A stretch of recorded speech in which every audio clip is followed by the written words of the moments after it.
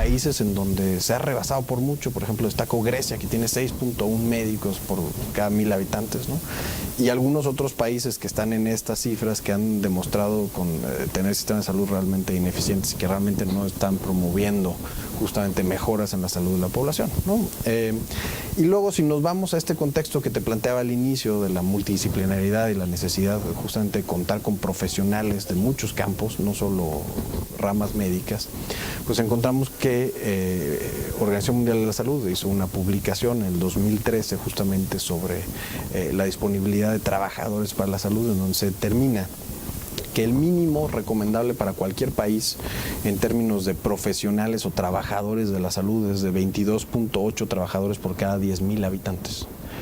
El nivel adecuado que se establece para los países es de 34.5 trabajadores para la salud por cada 10,000 habitantes, y en México nuestros datos nos indican que superamos esta cifra por mucho y tenemos 59.4 trabajadores de la salud por cada 10,000 habitantes. Entonces, insisto, la primera desviación, hablando del número, pues bueno, tendríamos justamente que considerar de qué nos estamos refiriendo y hacia dónde queremos ir como una política pública para atender las necesidades de salud.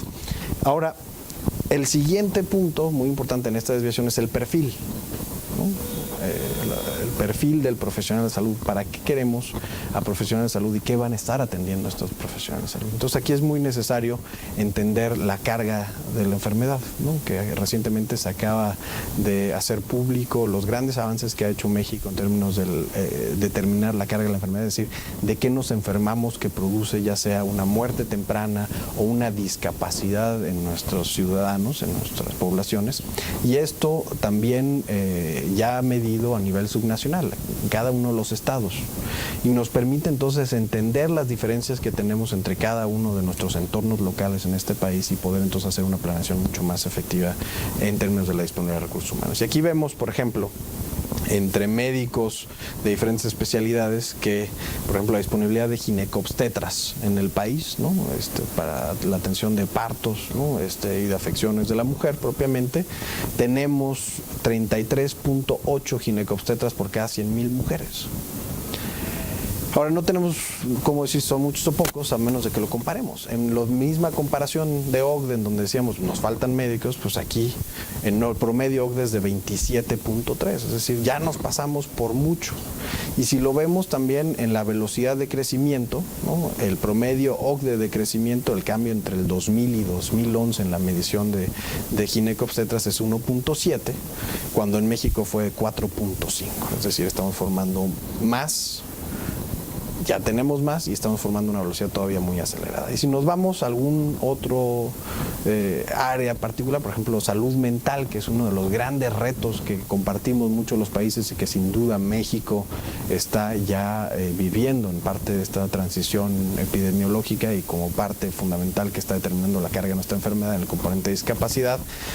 Y si lo asociamos a la disponibilidad de psiquiatras, ¿no? Como el médico especializado, pues en México tenemos 1.2 psiquiatras por cada 100,000 habitantes, cuando el promedio de países de la OCDE es de 15.6, ¿no? Entonces, esto es lo que nos empieza a hablar ya no tanto del número como la desviación, sino en el perfil, es decir, en dónde estamos enfocando. Y lo mismo hablo de la disponibilidad de enfermería, por ejemplo, ¿no? En donde ya no hablamos de la necesidad imperante de la formación en enfermería, que hemos platicado en algunas otras ocasiones, cómo partimos del no reconocimiento de la profesión, ¿no? A principios del siglo pasado, al reconocimiento de la profesión como una profesión técnica a mediados de siglo, a la aparición de las primeras carreras profesionales, la licenciatura a finales de los 60, principios de los 70, y cómo ahora ya tenemos arriba del 42% del total de enfermería